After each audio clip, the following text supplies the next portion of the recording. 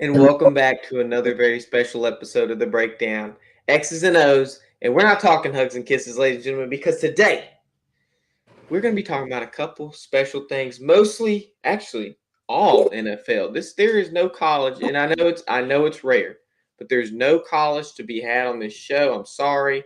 College football came out, so that's what everybody's talking about. That's what everybody's playing. So it's going to be an NFL show today because there's just a lot more news there. So that's what we're going to talk about. And to my right, I say we because I'm not the only one here. To my right is the 5-year NFL vet. He's the man, the myth, the legend. I call him Nate Nessie, but as you can see underneath him, it says Nate Ness. And we're going to have some fun tonight, Nate. Yeah. It's the juggernaut. It's the juggernaut, baby. Yeah. Speaking of juggernaut, I think we're going to go see that new Deadpool movie later. Oh, yeah. Yeah. You got to tell me your opinion and how you like it. I will. I'm not a spoiler or nothing, so I'm not going to spoil nothing, but I'll give you like a rating how good. Because I watched Logan like not too long ago, probably the beginning of summer, if not a couple kind of weeks before that, and it was fantastic. It was a dang good movie. That is a top 3 Marvel movie to me. Yes. But you know, have you seen it? I've seen Logan, but I thought Hugh Jackman was done with the Wolverine. I thought so too. I guess Ryan Reynolds brought him back with this movie. I guess, but this one is more, Deadpool is rated R, so it's more graphic in terms of adult content and language and everything, and it's fun. So yeah. Oh, I'm excited for it. I'm excited. So I'll let you know how it goes. I won't spoil it. I'm not like that because people want to watch stuff for themselves. They don't want to be told stuff. I can't stand it. Which is why I want to go watch it because I don't want to be spoiled for me. Because I got people like that. Yeah. But Nate, let me start it off right. What's up? What's going on? Tell me how the day's been. We hadn't talked in a minute, I feel like. Yeah. It's Tuesday, so it's Taco Tuesday. Lower body leg day today. Another beautiful day. Life. Families around. Kids getting ready to go back to school. So that's a beautiful thing. And pretty soon I'm going to have a freshman in college, a second grader, and a kindergartner. So, it's a blessing. God has been truly, truly, truly good. If I can see you at work, Rob, then I'll get the tacos. Did y'all have a bed or something? No. Wait, I don't know. Did we have I'm trying to think. Did we have a bed? But of course, I gotta say hello to the family. My sister's right here. My sister and Nika, they're both right here. So hello to my children, Tyler, Nemo, Demi. Love you guys. Nika, I love you. She's standing right there. She can hear me. And just another beautiful day. So let's hit right into it. Oh, you ready? Okay, let's go. Let me introduce the first segment of the show. Nate's necessary notes. Let me turn it down so it doesn't be too loud. There you go. I know it is kind of loud. So, Nate, I'm going to kind of let you roll with this one because you said this is something you wanted to talk about, which is interesting. And I didn't know this until you texted me. The Hall of Fame game's coming up pretty soon. Is it this Thursday? Thursday. Next Thursday. This Thursday. Okay. Well, shoot. We touching. Well, I didn't want to say that, but I was going to say we touching footballs, but I didn't want to. I don't want to be too sus. But we touching the NFL season. We're right there. So Nate, you told me that the Chicago Bears against the Texans are planning to not start Caleb Williams. Is that what I heard correctly? Right. None of the starters will be playing in this game. Of course, the Hall of Fame game. I'm not going to sit here and say it's a game that doesn't matter because to the players it matters. To the coaches, of course, it matters because it's another tool of evaluation for the prospects of guys that's playing and competing for a spot on the team. But it's given you don't want your number one overall pick who you're giving the keys to your franchise to take a hit. And this game, it means nothing. This is not a game that's leading, that has any effect on the season. This game right here is just a measuring stick just to see where guys are at. This game is more important for the backup guys. The backup guys. I mean, of course, you want to get, your ones some repetitions and whatnot, get that chemistry and that flow going. But you got later on, you have time for that, So, I mean, it's expected though. If you look over the previous years and you see how many guys have went down in preseason games that have lost their first years and due to preseason, again, suiting up in the preseason, going out there competing, and ultimately you're competing for nothing. I think the preseason is for the guys that are trying to make the team, the twos and the threes, the free agent guys, again, get them acclimated and just to see what they do under the lights. So if you see more teams doing this, I wouldn't be surprised and shocked because, again, this is a 17-game season and guys have to get ready for the blunt of this 17-game season. They got to, get ready physically, mentally, emotionally, what I mean? Because again, season's going to be long. It weighs on the body, it weighs on the mind, it weighs on you in a way that, cannot be explained. So don't be surprised if you see a lot of other teams, sitting there once. I mean, it's a lot of guys you don't expect to see play in the preseason. Established players with the likes of like a Patrick Mahomes, Travis Kelce, Aaron Rodgers. You don't need guys out there. We know their resume. Again, and for teams' first-round draft picks, sometimes it's best to hold them back because you're getting good practice reps with them and whatnot. So why take a chance on losing them for the season for a game that doesn't mean anything? And those second, third strings, undrafted free agents, they're going to come off the line. They're going to blitz. They're going to do whatever they can to try to get to that quarterback. And if Caleb Williams happens to be the quarterback for Chicago and you have those guys playing 100%, 100% of the time to try to get one of those spots, I mean, it could be detrimental. You're right. I mean, Aaron Rodgers, the first game of the season, we saw what happened. And ever since then, I feel like people are being scared to start their quarterback in the preseason. Ever since that happened,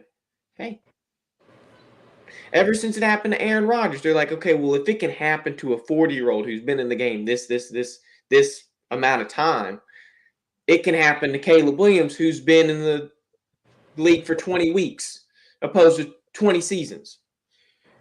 And those guys, like I said, are going to come out, show their best because they're playing for a spot. Caleb Williams already has his job. He's already got it. The Chicago Bears are putting all their eggs in the basket. It doesn't matter if he goes out there and throws 4 passes and doesn't complete any of them. He's still going to have the job when the season starts. Yes, he does. And I agree with you. It's a business move. They're making sure that the dude that they put all their eggs in the basket for is going to be pristine and prime whenever he goes up week 1 against whoever they play and is ready to yell some wide 83 set up. And that's how the season's going to start, but he's not going to start in the preseason. But how do the Chicago Bears know what they're investing in and know what they're getting if they don't play them in the preseason? Is the preseason not a telltale sign of how they're going to play in the regular season, or what, Nate? Oh, it's not, because you don't get in the preseason. It's not a game plan that's carefully planned. Again, the preseason really is just you. It's like another training camp practice. If you want to be honest with you, it's another training camp practice, but this time it's against a team. And instead of thudding at practice or tagging off at practice, you're actually tackling. And that's the preseason is just a measuring stick to see what the guys, like, guys that are out there competing for spots, competing for spots on a 53-man roster. This is what, and even a practice squad, to say the least. These are guys that are out there really like, okay, we want to see how they fare under the lights. Are the lights too big? Are they playmakers? Are they footballers? This is what the preseason is for. The preseason really, if you really want to get technical, the preseason is just for guys that are trying to make the team. I mean, I would not be surprised if in the coming seasons, eventually, I guess when they make an 18-game season, if that's what they're headed to, I would not be surprised if they treated the preseason like the Pro Bowl, where there's not going to be tackling. It's going to basically be two-hand touch football, or eventually turning the flag. I would not, because there's no legitimacy to the preseason. If those guys, I mean, you're finding the 53 and the 52-man guys on your roster, right? You're not finding starters. I wouldn't be surprised if they just treated the preseason like the Pro Bowl. What do you think about that? No, because that's a smack in the face to the competition, of the NFL. Guys still got to go out there and compete and show their work. You need to see what D tackles can do off the line of scrimmage, and can they dominate the line. You need to see if linebackers can make the right calls, shedding blocks, and getting in the backfield and making good tackles. You need to see if guys can tackle and whatnot. The preseason, again, it's not to determine your starters. Really, that's what your training camp practice is for. The preseason is for these guys that are trying to make the ball club, for them to go out there, get some good film. And if they don't fit the scheme and the schematic of one in particular team, there are 31 other teams that again, they might fit. So, I mean, this is the reality of it. I mean, we've seen it happen too many times over the years that players get hurt and lose their whole first year, rookies, and you don't want to take that chance. All right, I'm gonna leave it at that, and then we can go to something else, because I want to talk about this for a second before we get into our rant, because I feel like it's very important. I don't know if anybody's heard of it, but I got some news here written down on my notebook. So let me introduce the second segment of the show. Swim with the Loch Ness, Nate. I hope you brought your pool floaties. Yes. Because today, I don't think it was today, a couple days ago, we have a weekly show, so we have to cover everything in between one show and the next. The NFL, and I know they've kind of alluded to this, they've changed the kicking rules for onside kicks, which is crazy. Like, this new rule, I don't know if you saw it, Nate, basically bans onside kicks. Listen to this. There's 3 new rules to the onside kick, and it's just crazy to me. I can't even fathom why they would do this. Now, onside kicks are now illegal before the fourth quarter. You cannot kick an onside kick unless it's the fourth quarter, unless the game's tight, whatever. Now, you have to be in a losing situation. So you have to be down in order to kick an onside kick. You cannot be winning to kick an onside kick, even though we probably have not seen many winning teams kick an onside kick anyways. I wasn't too surprised about that. That kind of makes sense. But kicking it before the fourth quarter, it's kind of weird, because the quickest touchdown we've ever seen in NFL history was off an onside kick. You remember that? I think it was the Eagles and Cowboys, and they kicked an onside kick. One of the Cowboys hands teams got it. I think it was the Cowboys. Yeah. Returned it in 3 seconds. Got a touchdown. Yeah. But we're not going to see anything like that ever again because of this. Now, the third thing is, you must declare intention that you are going to kick an onside kick to the officials before you go and kick the onside kick. If not, they're going to count against you. And we've seen it this is the exact same situation with eligible Yeah, receivers, you know? tight end. The thing that happened with Dallas and Detroit last year, tight end having to report. So do we see problems with this just like we did in that Dallas and Lions game? Are there Yeah. I mean, we can foresee problems just like we saw in that game, right? Yes. But the thing about it is, what they're doing, the competition committee is doing is, again, they're trying to limit the aspect of injuries. They're trying to limit the aspect of injuries and so forth and whatnot. So I mean, you got to respect it. You got to respect it. I mean, all of it's about safety now. I mean, what happens if you go and kick an onside kick? You forget that this new rule is in place, that you have to go declare intention. You go kick an onside kick, you recover it, but the refs have to call it back because you didn't tell them beforehand you were going to kick an onside kick. What happens if that happens? We're going to have a whole new It's chaos. basically that. It's that whole thing. I mean, the game is changing. I don't. Is it safe to say the game is evolving?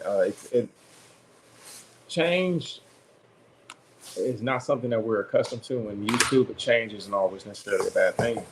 Um, we've never seen a team that's been up do an onside kick. It's always teams that's down.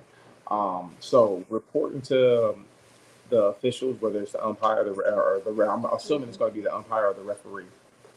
I would say that that's I would say that I mean it makes sense. It makes sense.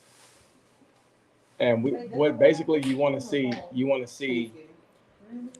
see how this pans out against like with injuries. If that's going to bring injuries down. And if it doesn't, do they revert back to the old onside kick That's rules or something they can't? they can. I mean, the competition committee can go back to a lot of things. They can change the pass interference rule. Remember, the the the competition committee removed the reviewing of pass interferences. Again, things are always going to be visited at the end of the year. They have these analysts, the analytics of the game, and they got people that actually study the analytics and the movement of the game and whatnot. You want to check on the flow of the game because they want the games to go quick. You want to see again, is it going to cause any type of ripple effect in the gameplay and so forth. They can visit anything that they want to be honest with you. They can. I mean, don't even get me started on them not being able to review a pass interference call.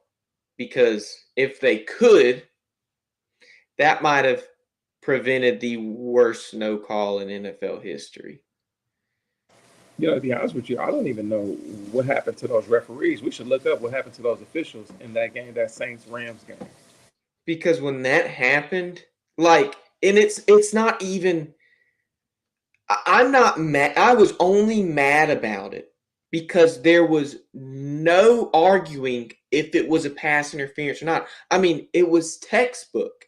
If I look up the definition of a pass interference in the dictionary, it was going to show me that exact play. You're going to have a picture of, I think his name was some like Lee Lewis. I can't remember, like Tommy Lee Lewis or something. I think so. I think that's what his name was. Against that Rams defender.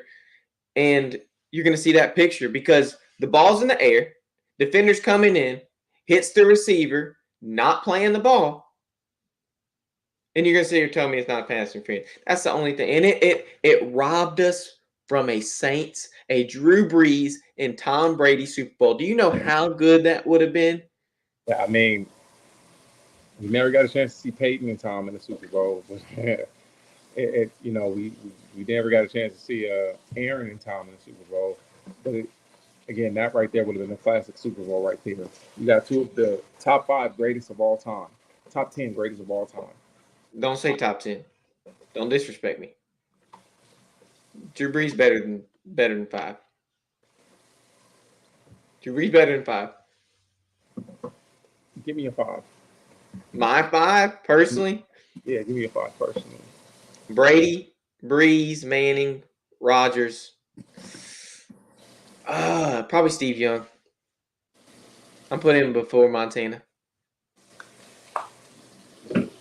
I got to. I have such a big argument, and this is something we're gonna have to do another show because I don't want to get down the rabbit hole. But we saw the reason I put Manning. Reason you say, oh, well, we never saw Manning and Brady Super Bowl. Well, what happened when we saw a Breeze and Manning Super Bowl, Nate? You want to know what happened when we saw a Breeze and Manning Super Bowl? Yeah, Breeze won. Breeze won. He didn't just win, Nate. It was 31-17. 31-17. You think Brady and Manning would have had that? No. Hey, maybe. Okay, wait. It was 31-24. It was 24-17. That's what it was. No, it was 31. I'm almost certain. We're gonna eliminate. You're gonna eliminate the pick six. You're gonna eliminate the pick six. Okay, whatever. Rob puts Aikman in his top 5. I guess. I don't know if I can do that, Rob. That's disrespectful. That's disrespect to. Okay, my top 5: Brady, Montana, Mahomes. Oh, you put Mahomes in the top 5 already. I don't mind that. He's earned that. I like him top 10. I don't know if he cracks top 5. He's better than. You think he's better than Steve Young? Hell yeah. But you don't think he's better than Montana? See, that's. He hasn't got there yet. Big game, Joe. Come on. I just have an argument, and we're gonna have to get to it another day. We will have it probably next week. We'll probably have a top. Aikman is not top 10. He's not. No. He's not even close to the top 10. Why? Because Emmitt Smith was Emmitt the top. That offensive line and Emmitt Smith. Oh my gosh. Aikman probably had I don't want to say the easiest. Aikman probably had one of the easiest systems. Yes, it was. And this is why people are saying Brock Purdy is not, Brock Purdy's another Troy Aikman. That's what people are saying with Brock Purdy. Like, okay, well, he's in the system. He has Christian McCaffrey, good tight end, top wide receivers. Oh, he said that to imitate you. But there ain't no way Nate thinks Aikman's in the top 5. There's no way. I know Nate. Hell no, Aikman ain't in my top 5. He's not even top 10 for me. You know what? No. I mean, we're gonna have to revisit this. And Rob, I would love for you to come on. We might do it next week. I'll put it in, and unless something big happens next week where we got to rant about it. Irritate, not imitate. Sorry, I read it wrong. That's my bad. Yeah. Rob, you come up. You come back next week. We'll do a top 10. Rob, you spelled imitate wrong. That's okay. That's okay. My dad puts Johnny Unitas in the top, which is more respectable than Aikman. I mean, there's a whole freaking award named after the dude. So, I'll respect that. But Nate, he's been some. Put Terry Bradshaw before Aikman. I have to think about that, honestly. Well, yeah, let me think about that. I have to think about that because if you look at his touchdown and interception ratio, it ain't looking pretty good for Terry Bradshaw. So I'd have to look at it. For sure. He's probably like in my top 10. I'll put Elway. Yeah, for sure. See, he's in my top. He's better than Aikman. I'm putting him in my top. Yeah, I agree. But I mean, we're gonna have to revisit this because I don't want to get too caught up in it because we have some big news to talk about for our rant segment, and we need to get out the way because I kind of want to save room for the new week, new chapter segment because I got a lot to say. So I'm gonna save room for it so I don't go too over time. So let's go. But before we go, if you're gonna be driving and going in your car, you're going to need some good car insurance with Jeffrey Tepney. Here's to the grown-ups. Your car is now your office, stage, nursery. Sorry. Erie Insurance offers products that lots of other companies don't. That's a big deal. And it's a good deal, too. And with Erie, you get your own independent agent, not a giant corporate call center or some online robot. You meet with a real person, like this. Your local Erie agent is Building Block Insurance Group. Get a quote today at 704-464-4544. Erie Insurance. And when you call Jeff or text me at 704-464-4544, that is 704-464-4544. Go ahead and ask him if he thinks Steve Young is better than Joe Montana. Now, I haven't personally seen either of them in action, but I have a good argument for it. We'll revisit this another time, because before we get messy with that, we got to get messy with Nate Nessie. You want to come out here? Nate, we got to come out here because we got some big news. Now, if you look at all of the quarterbacks in the 2021 NFL draft that have still starters, they have all signed a bag. Joe Burrow, Trevor Lawrence, I can't remember all of them. No, Trevor Lawrence was 21. I can't remember all of them. Joe Burrow for sure.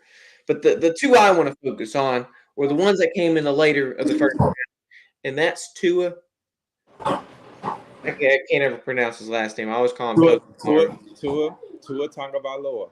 Yeah. See, I can pronounce DJ Uiagalelei, who went to Clemson, but I can't. DJ's from California.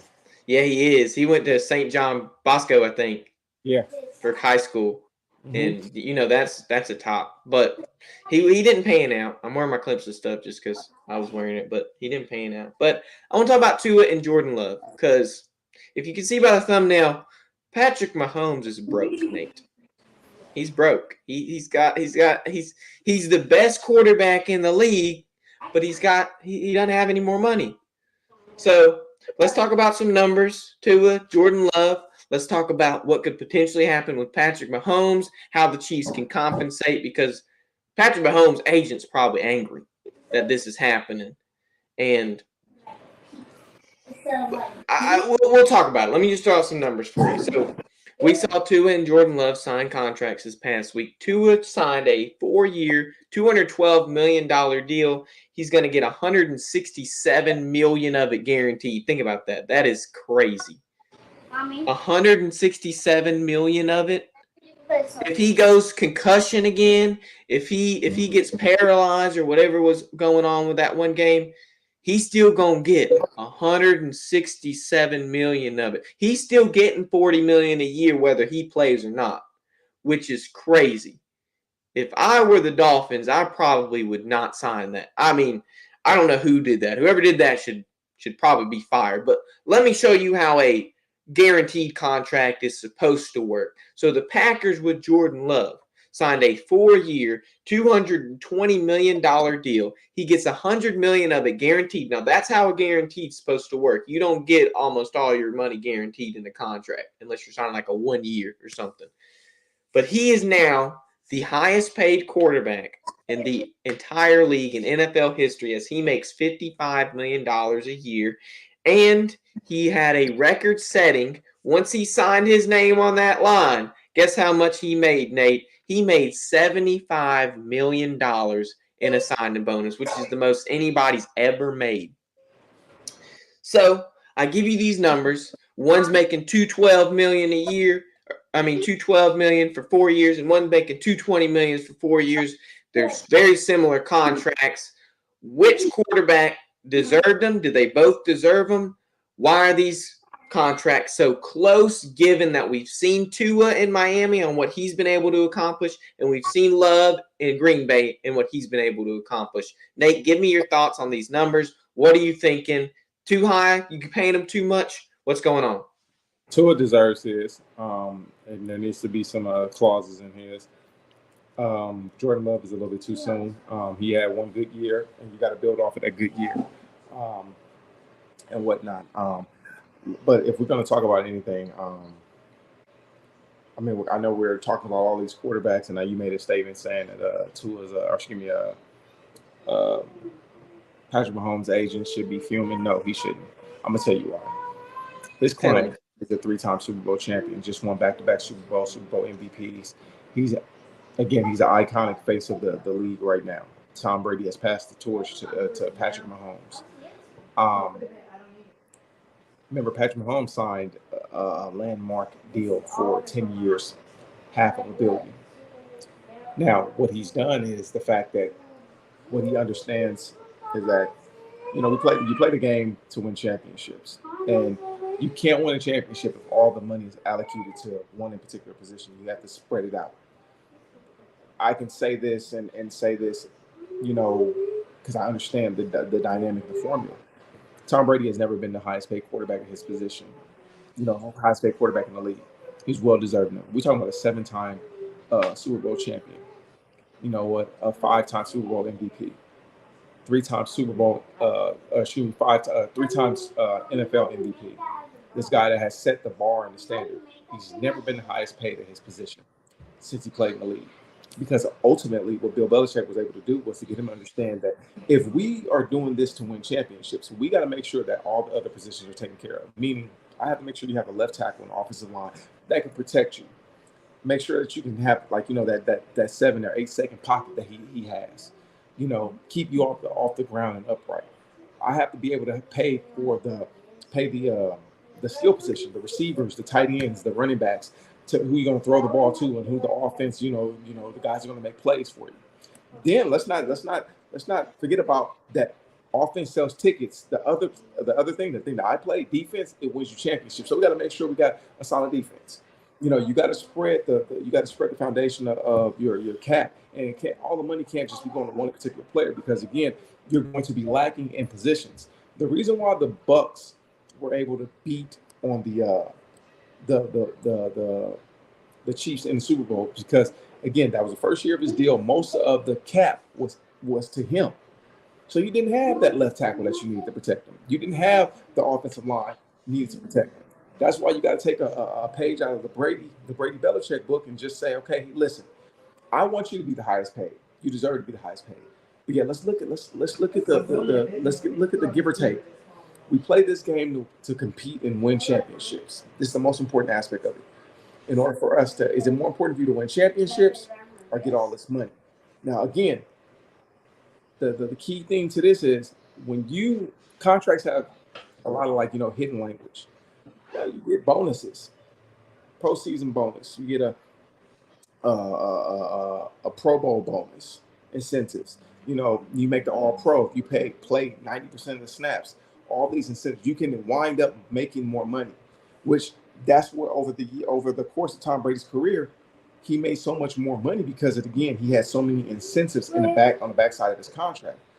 Which again, he may be getting paid, I think his last 2 years in Tampa, he was getting like $25 million. But the reality of it is that $25 million really, with the incentives, and he matched all that and stuff, that $25 million went up to like about at least 40 plus million with all the touchdowns, the number of snaps, the Pro Bowls, all that stuff going to the playoffs. We got to factor those things in it, because again, it's more important if you're competing for a championship to win and play for championships. It's not important at times to be the highest paid when you know you're going to make that money and some. I like that. I mean, it makes sense because Tom Brady, in 1 year of his career ever, he played over 20 seasons. He had one defense that was outside of the top 10 in his entire career. Do you want to know what number that defense was ranked? 11th. He had one time that his top defense was outside the top 10. It was ranked number 11. And it makes sense. I like to say this, Tampa was already a good, well-oiled machine over there. They had a good head coach. They had a good system. Everything was there. You had Jameis Winston throwing over 5,000 yards. If you can have Jameis Winston throwing 5,000 yards, you got something over there. Now, the way I looked at it was before Tom Brady went to the Super Bowl, the Buccaneers were a Super Bowl caliber team without their Super Bowl caliber quarterback. That's the way I put it. That's the way I've always seen it, because I've watched the Buccaneers 2 times at least every season, because they got to play the Saints every year, twice a year. And so when I kept seeing this Buccaneers defense, I kept seeing this offense, the potential.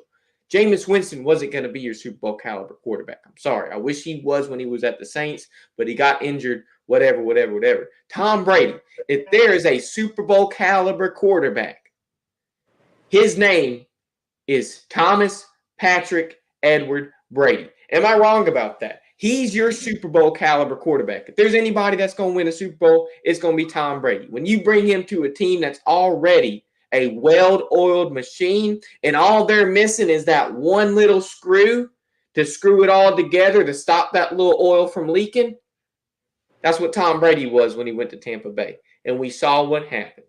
So is it safe to say that Patrick Mahomes and his agent are setting up contracts similar to what Tom Brady and his agent were when Tom Brady was in New England with the incentives and winning and everything? Well, he's under contract for the next what? Till the 2030 season.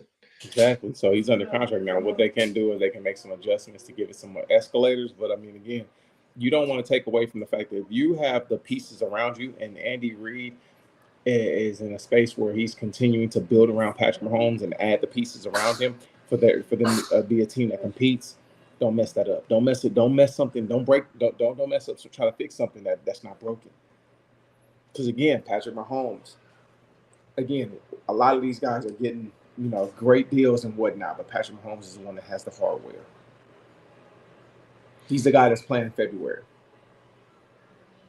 I mean, you're right. I do want to. The reason I made that claim of his agent angry and fuming is because they did actually do something with it when all these quarterbacks were getting paid. Now, back last September, during the last season, the 2023 NFL season, Patrick Mahomes and the Kansas City Chiefs, they had restructured his contract. So for that season, all the way up to the 2026 season, Patrick Mahomes was getting $210 million of his contract guaranteed over the course of those 4 seasons.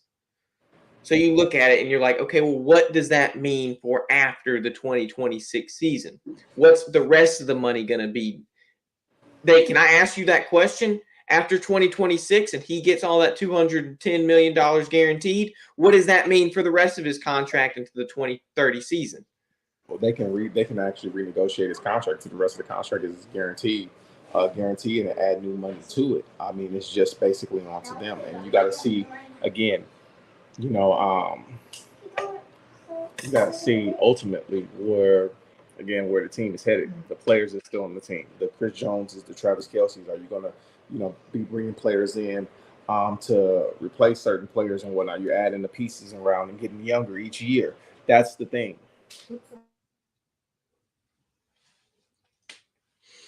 And the Saints are so bad at that. We've probably had the oldest team in the league the past couple years. And I think last year our average age was like 27.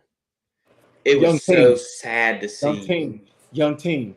And the only thing y'all need really is a solid quarterback. Defense is in.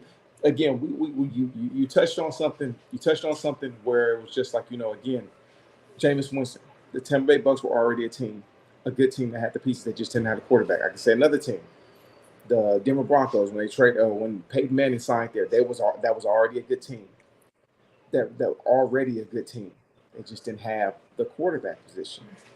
And they had a young defense. They wanted to bring someone like DeMarcus Ware for veteran leadership to run that young defense.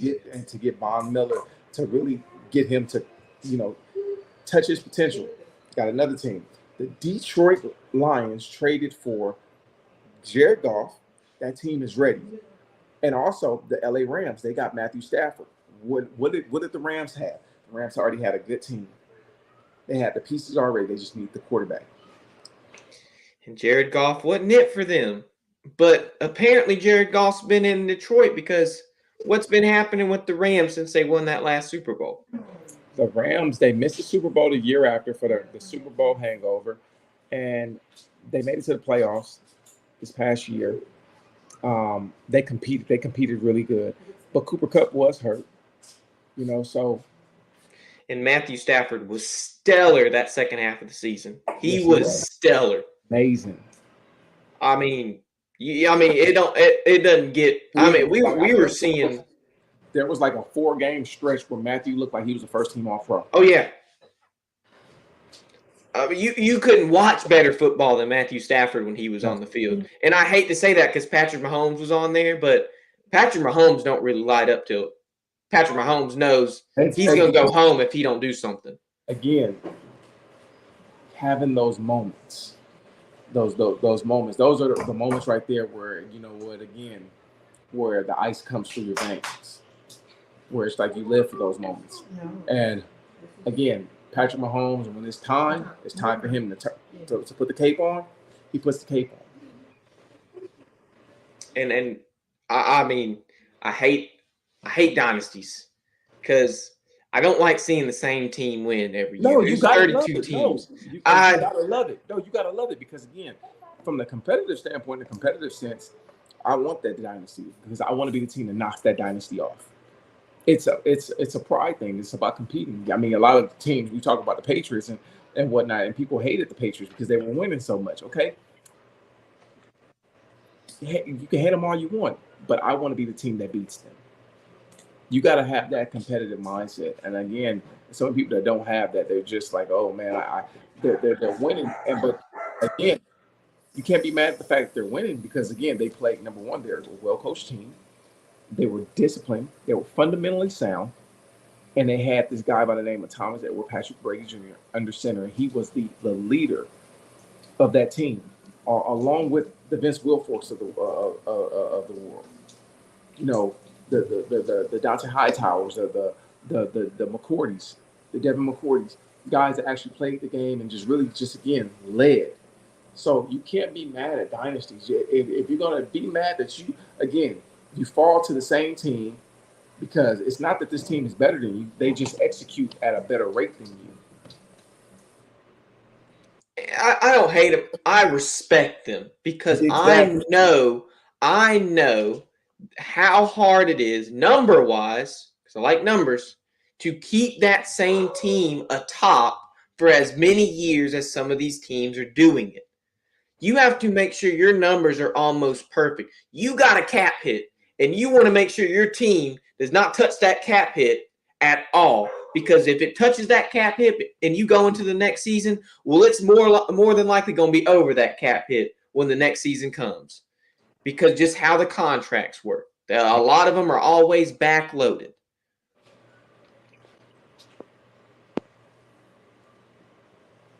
Men raised by a single mom are weird.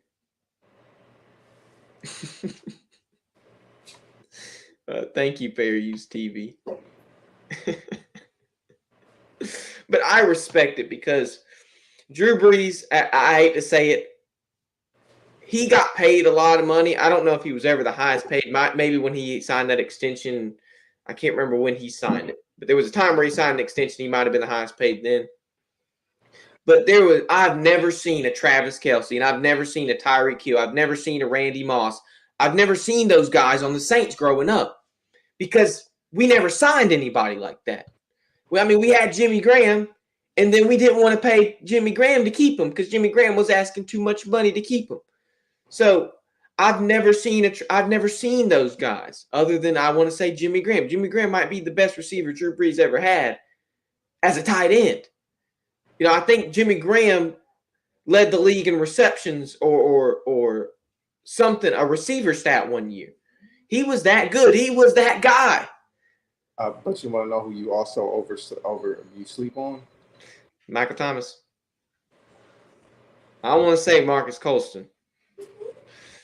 He was a dog. I'm not going to lie. But the man was never a Marvin Harrison. He was never Randy Moss. He was consistent. Offense needed. He was everything. The big catches, guy had over 1,000 yards every year. And he made liked him. He made those tough catches. That was Breeze's security blanket. I mean, I agree with you. And when we won that Super Bowl, there was nothing better than seeing Reggie Bush as a third down back, or if you wanted to run him on first down, and then seeing Pierre Thomas as a receiving back. And if you wanted to check down to him, it was like poetry. It was like perfected literature I mean, it was perfect. And the way, I don't know how they didn't implement it again. They just never had a dynasty like the Patriots or Chiefs. I wish they would have imitated it again. I wish they would have emulated what they did that season. But it never happened. It was always under executed, and I hate to see it, but They've had so many chances to win and win and win, and it was just always choking. And that's all I got to say about it. Unless you got something else to say.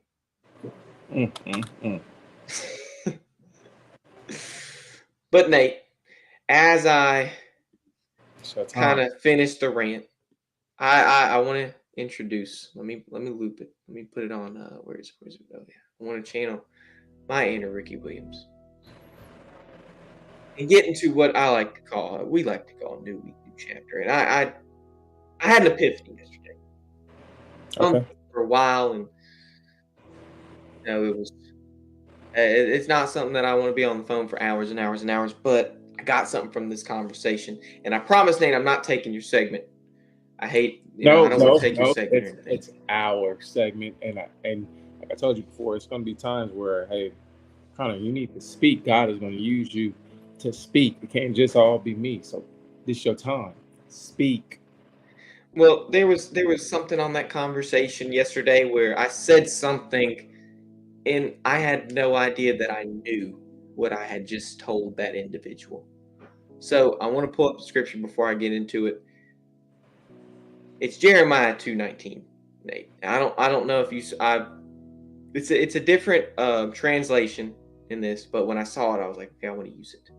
And it says, "Your own wickedness will not correct you, or your own wickedness will correct you. Sorry, and your backsliding will rebuke you. Know therefore and see that it is an evil and bitter thing that you have forsaken Yahweh your God, and that my fear is not in you, says the Lord." I look at this date and I think a couple things. I'm gonna put it down on the ticker if you want to look at it. I took it off screen. I had this conversation on the phone yesterday for hours. It was a long time. And a buddy of mine, if you're watching, I don't know if you're here, but something happened in his life, and he talked to me and said, "Hey, I want to go back. I want to go back." And it was relationship. He just got out of a relationship. He said, "I want to go back to the one that was good to me. I want to go back to the girl that was good to me because this girl just wasn't it."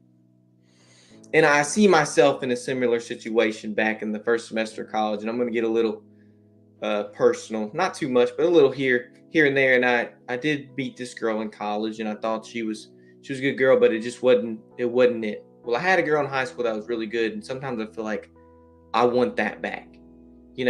I want that back. I want that how I was treated then.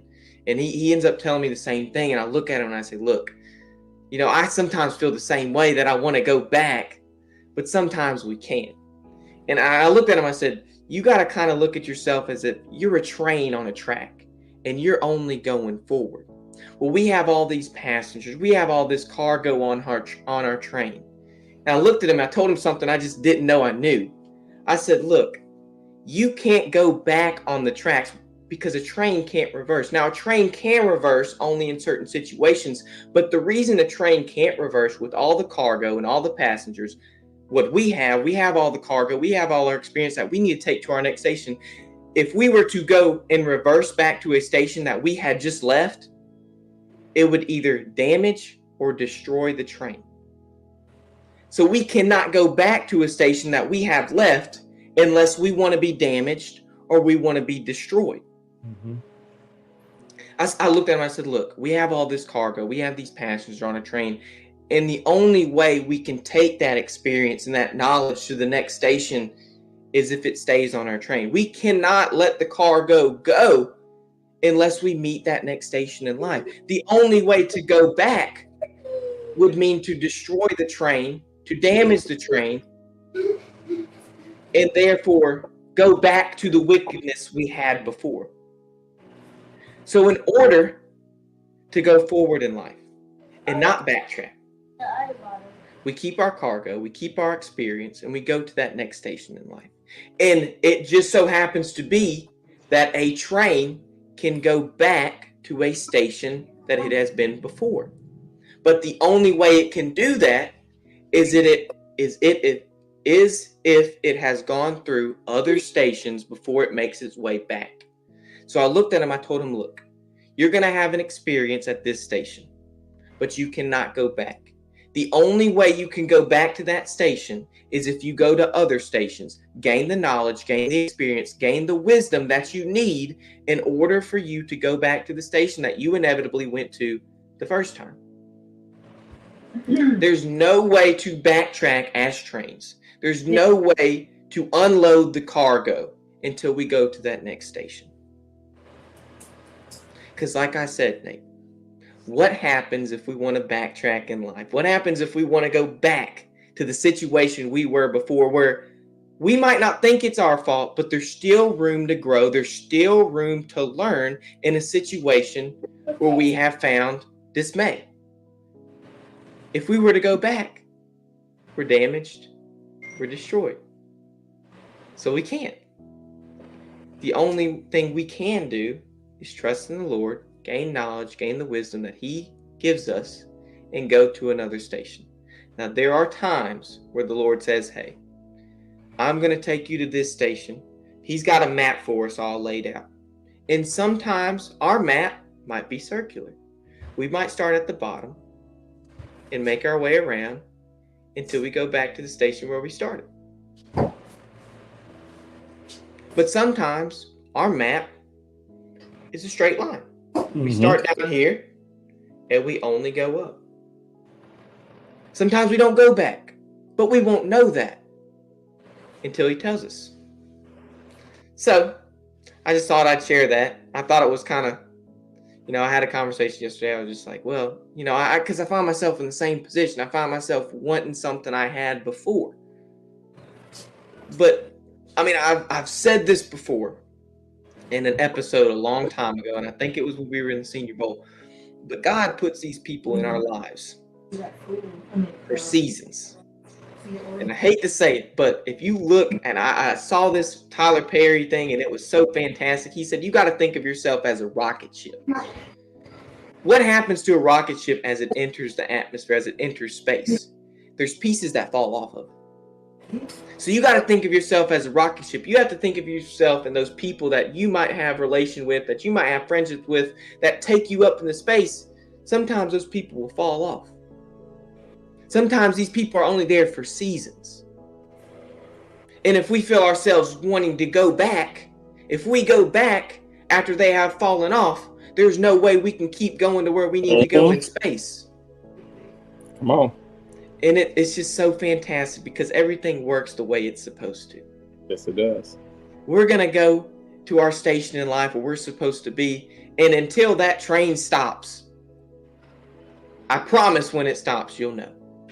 I promise, because it'll be one of the greatest feelings you'll ever have. I promise when you get to space, where you're supposed to be in space, in the atmosphere, where every single thing have fallen off and all you're left with is that little bitty passenger part of that spaceship, I promise you're going to know. Because when it lands and you step foot wherever you're supposed to step foot, it's going to be one of the most satisfying. It's going to be one of the most lively feelings you'll ever experience. So, Nate, as we finish this show, if you don't mind, I'm going to end it off with a prayer. Oh. We're going to keep going. Let me take my hat off. My hair's a little messy. I had to wear a hat today. But, whew. You ready, Nate? I'm ready. Come on. All right. Dear Lord, I want to thank you for letting us come here for another special episode of The Breakdown, and most importantly, to just finish it off with you. Lord, I want you to help us and make sure that we're just living out our days the best that we can as we glorify you, Lord, and to make sure that we can eventually get to the station that you have planned out for us, that we can eventually get to that part of space to where we can land and step foot in whatever adventure you have set for us. Lord, I hope you give us the wisdom and the experience and the knowledge that when we eventually get there, it'll be the most satisfying experience we have in our lives, that we can eventually breathe in and breathe out and say, look, Lord, it was all for you. Then we can sit down and say, well, I might have went through all this stuff. My train tracks might have been all the way around. I might have went through a couple detours, but eventually I went to the station that I was supposed to go to. And so until that happens, Lord, watch over us, because we like to end the show on a high note. We like to start on a high note. And we're just going to make sure we're going to do that. So until next week, Lord, watch over us, bless us, and make sure we glorify you every day of our life. In your Son's perfect, holy, and precious name we pray. Amen. Amen. Nate, is there anything you'd like to say before we end this segment? Is there anything you'd like to speak on? Good job. Thank you, Nate. I appreciate Good job. Tell me about Deadpool. I will. Well, let me turn the sound down and turn off new week, new chapter. Well, I'm going to put another ticker on the bottom. Today and yesterday, we had our little baseball show for our media channel. And if you want to watch it, it's there on Mondays. They had a show today, too, if you want to go back and watch it. But, Nate, there's nothing else you'd like to say before we end it off today? We had a quicker show, but that's fine. Good. You did a dang good job today. I appreciate it. Well, if you stick with us, we'll stick with you. Until next week, I'm your co-host, Connor Davis. The man to my right is the 5-year NFL vet, the man, the myth, the legend. It's the juggernaut, baby. It's Nate Nessie, as I like to call him. And until next week, we'll be here. This is the Breakdown X's and O's. We'll see you next week.